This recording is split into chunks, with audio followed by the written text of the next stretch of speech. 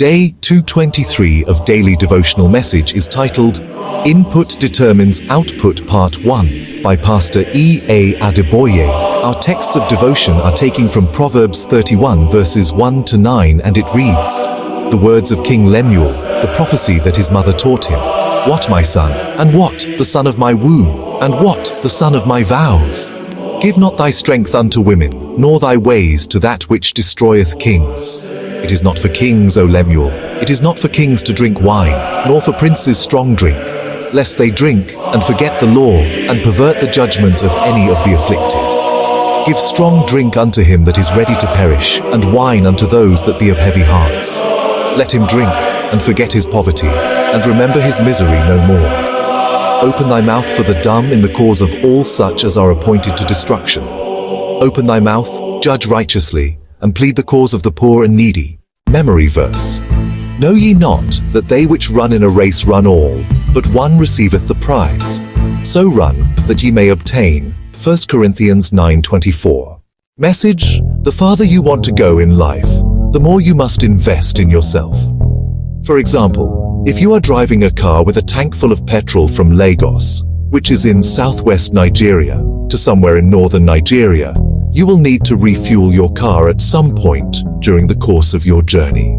However, if you were only going to Ibadan, which is also a city in the southwest of Nigeria, you wouldn't need to stop on your way to buy more petrol. Anyone who wants to go far in life must invest resources that include holiness, hard work, knowledge, and good interpersonal skills in his or her life, while avoiding unproductive habits such as binge-watching movies, scrolling aimlessly on social media, wild partying, and the like.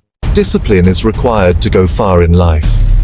I recall when I was a child, my mother would compel me to stay indoors and study while my friends were outdoors playing football. I used to complain a lot about it, but she insisted until it became a part of me. One time, I was at my uncle's place, where a masquerade show was taking place on the street, and everyone was outside watching the show except me. My uncle came to me and asked why I didn't go outside to watch the show, and I responded, "The fellow everyone will watch someday does not sit around watching shows." Many years later, when God had lifted me, He reminded me of that day and said, "Today, the whole world is watching you. Beloved, what you invest in yourself is what will determine your height in life." While the other captives in the king of Babylon's palace were busy dining and feasting on the king's delicacies, Daniel and his three counterparts focused on consecrating themselves to the Lord. Daniel 1:3-12.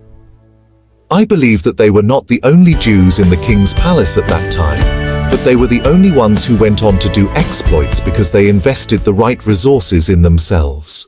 Child of God, if you have big dreams that you want to see come to pass, then you must pay the price to invest in yourself. You must also let go of unnecessary weights, such as laziness and a lack of self-control, as well as impurities like sin, which can hinder you from fulfilling God's plans for your life. I pray that you will fulfill God's plans for your life, in Jesus' name.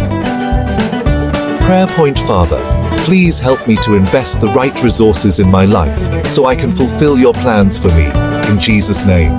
Trust you are blessed by this devotional. Like and share with others. God bless you.